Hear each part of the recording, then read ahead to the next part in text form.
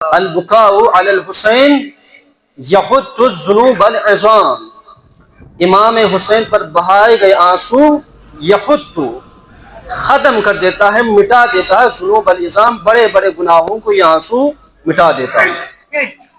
حضرت محترم، عزاداری کیا ہے؟ اصلاح کے لیے ایک ذریعہ ہے۔ عزاداری ہمارے اندر شعور پیدا کرنے کی کیا ہے؟ ذریعہ ہے۔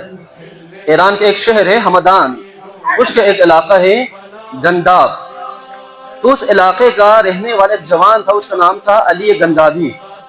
علاقے کا بڑا بدماش تھا، کوئی برا کام ایسا نہیں تھا اس کام میں علی گندابی انوالو نہ ہو، شامل نہ ہو۔ لیکن حضرت محترم، ایک دن جیسے محرم آیا، عاشور کے دن، اس علاقے کے ایک عالم دین تھا جس کا نام تھا شیخ حسین، وہ علاقے سے باہر مجلس پڑھنے گیا ہوا تھا۔ جیسے ہی رات کے وقت جب مجلسیں زیادہ ہوئی تو آنے میں تاخیر ہوئی، رات کے وقت آنے لگا، وہ اندر ہی اندر تھوڑا سا گھبرا رہا تھا کہ راستے میں کسی چور سے، ڈاکو سے یا کسی سے کوئی خوف خطرہ نہ ہو۔ جب وہ راستے میں واپس آ رہا تھا اپنے علاقے میں تو علی گندابی سے اس کی ملاقات ہوئی۔ اب علی گندابی شرابی تھا اور اتفاقاً اس کے ہاتھ میں چاقو بھی تھا۔ وہ جو خطیب تھا وہ گھبرانے لگا، یہ تو پہلے سے بدماش، اس کے اوپر اس کے ہاتھ میں چاقو بھی ہے۔ تو علی گندابی نے اس خطیب سے سوال کیا، مولانا سے سوال کیا، مولانا کہاں گئے تھے؟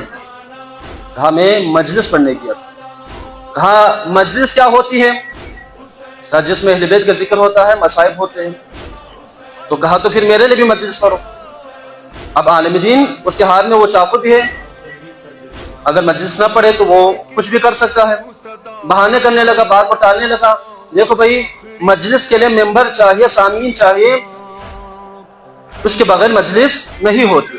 تو علی گندابی نے کیا کیا، دیوار سے ٹیک لگائے، لگانے کے بعد جس طرح ہم رکوع میں جاتے ہیں اس طرح چلے گئے، جانے کے بعد کہا میری پیٹھ، میری کمر آپ کے لیے ممبر ہے، آپ مجلس پڑھیں۔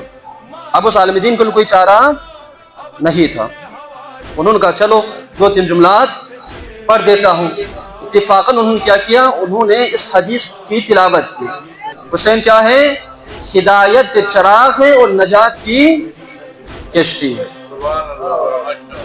اس کے بعد اس عالم دین کے ذہن میں کیا کیا، انہوں نے سوچا کہ چلو حضرت علی اصغر کے چند جملات مصائب کی پڑھ لیتا ہوں۔ کہنے لگے کہ امام حسین اتنے مظلوم تھے، امام حسین کا ایک جوان بیٹا تھا، دشمنوں نے اسے بھی شہید کر دیا۔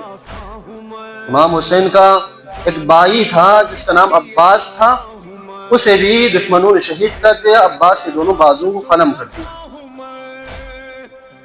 امام حسین کا ایک بھتیجا تھا جس کا نام قاسم تھا، اسے بھی دشمنوں نے شہید کر دیا۔ اور امام حسین اتنے مظلوم تھے، امام حسین کا ایک 6 ماہ بیٹا تھا، علی اصغر نام تھا اس کا، دشمنوں نے اسے بھی شہید کر دیا۔ اتنا سننا تھا، اس نے کہا مولانا اتر جائے، نیچے آ گئے۔ یہی کہتے ہوئے جانے لگے، امام حسین اتنے مظلوم تھے، امام حسین اتنے مظلوم تھے، یہ کہتے ہوئے وہ گھر چلا گیا۔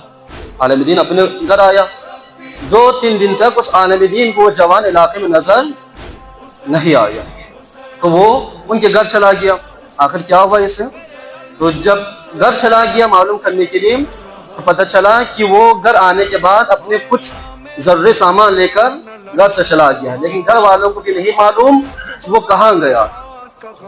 پھر وہ عالم دین بیان کرتا ہے کہ میں 7-8 مہینے بعد مولا کائنات کی زیارت کرنے کے لیے نجف اشرف پہنچا۔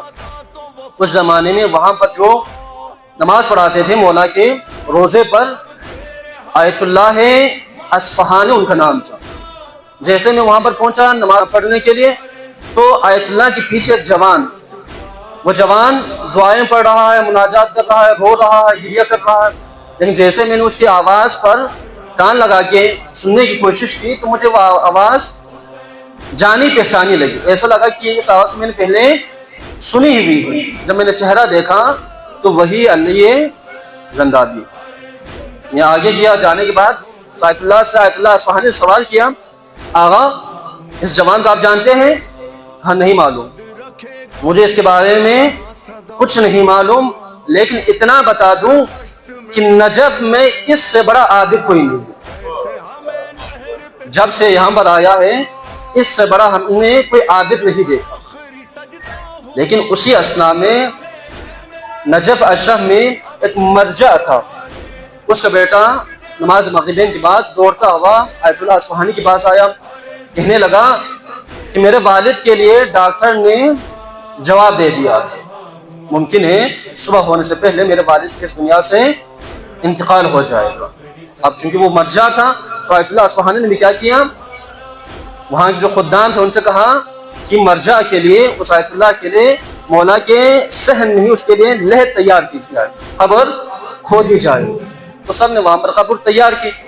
جیسے صبح ہوئی اس آیت اللہ کا بیٹا دوبارہ آیا، کہ اللہ کا شکر ہے اللہ نے میرے والد کو دوبارہ زندگی عطا کی، میرے والد اب صحیح و سالم ٹھیک ہو گئے۔ اسی اثنا میں ایک جوان دوڑتا ہوا آیا، کہنے لگا آغا کئی دیر گزر گئی ہے علی گندابی نے سجدے سے سر نہیں اٹھایا۔ جب آیت اللہ اصفہانی نے جا کر دیکھا اور ان کو ہلایا، ان کو اٹھانے کی کوشش کی تو وہ اس دنیا سے انتقال کر گئی۔ پھر علی گندابی کو مولا کائنات کے روزے میں ہی، وہاں پر مولا کے صحن میں ہی اس کو دفن کر دیا۔ رضا محترم میں نے کیا کہا تھا، عزاداری تبدیلی کا نام ہے۔ ہمارے بہائے گئے ایک آنسو ہماری نجات کے لیے کافی ہے۔